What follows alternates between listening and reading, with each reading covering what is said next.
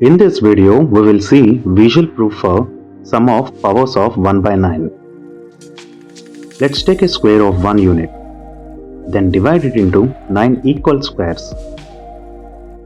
Now take 2 squares from bottom left.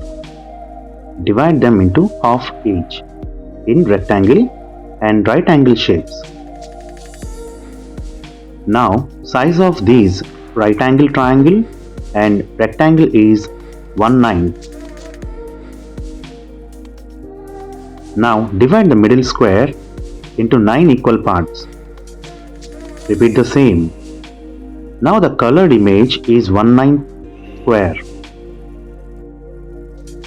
Continue this process as much as we can.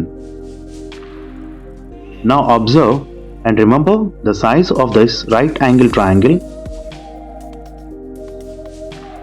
Let's divide the first square into 8 equal parts.